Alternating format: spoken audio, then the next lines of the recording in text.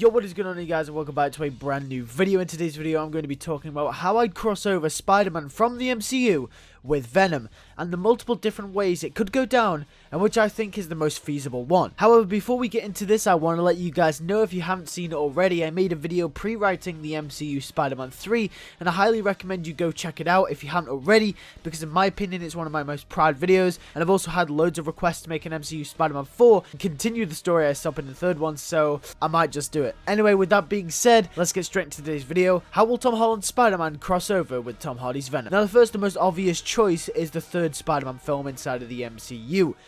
We've already had hints that these two universes are actually connected, as Michael Keaton's Vulture showed up at the end of the Morbius trailer wearing the exact same outfit as he did at the end of Homecoming, meaning that this is almost certainly the same character.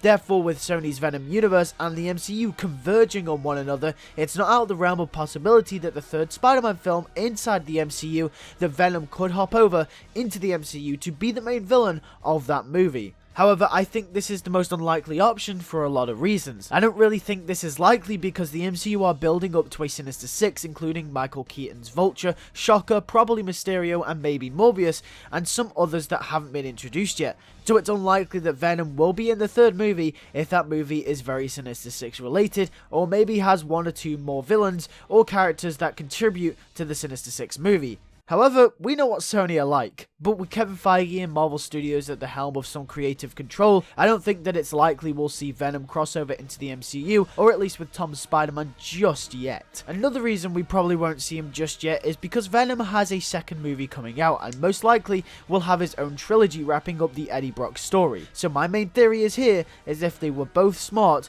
they would keep them separate and let them complete each other's individual stories and arcs before crossing them over, hence giving Eddie Brock a trilogy as the Venom character and fleshing out Peter Parker as Spider-Man for his third and final solo movie, and potentially a fourth movie if Sony and Disney come to another agreement that could include the Sinister Six before crossing them over, or at the very least wait till Venom 3. Okay then, so when it actually comes to crossing these two characters over, which it looks quite likely, how will they actually cross them over? I think personally, the first hints we're gonna get of a crossover will actually be in Venom Let There Be Carnage, and I know I said that I don't think that this would happen this early, but hear me out.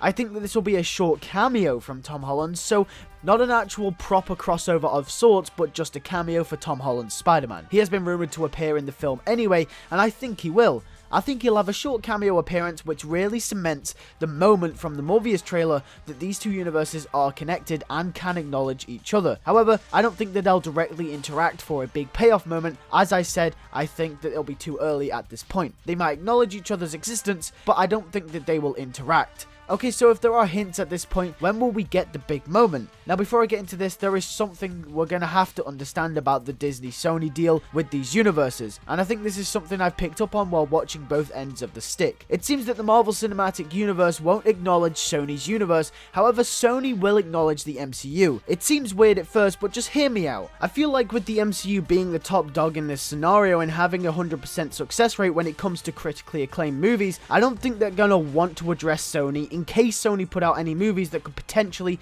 taint the MCU in any way. And looking at Sony's track record, they already had The Amazing Spider-Man 2, and Venom wasn't a good critically acclaimed movie as well, so it's not out of the realm of possibility that Sony could put out a bad movie, even though us fans might enjoy it. And tying Spider-Man very closely to the Avengers and the crossover movies is already risky as it is. Obviously, the MCU is going to have to acknowledge it at some point if Keaton's Vulture is in Morbius, because when the Sinister Six movie rolls around, Morbius is most likely going to be a part of that lineup. Now, obviously, that does beg the question, will the Sinister Six even be directly tied into the MCU, or will it be more of a Sony project like the Venom and Morbius movies?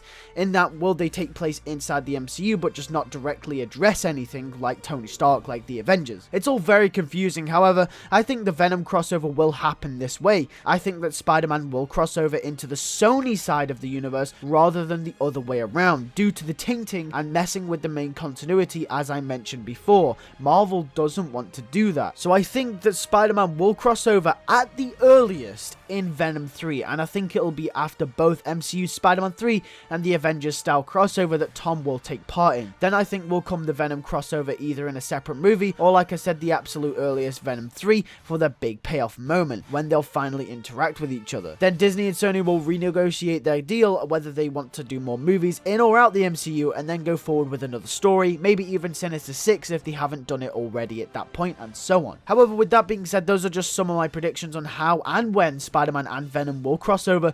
Tell me what you think in the comments below. When do you think they'll cross over, and how do you think it will happen? Do you agree with me? Do you have your own thoughts? Let me know. And with that being said, if you did enjoy this video, make sure to hit that like button and make sure to subscribe if you are new for daily Spider-Man news, theories, and fan fictions. Make sure to hit that bell next to the subscribe button to not miss any more content in the future, and you can get my videos as soon as they go up. And with that being said, once again, thank you guys for watching. I'll see you guys in the next one. Peace.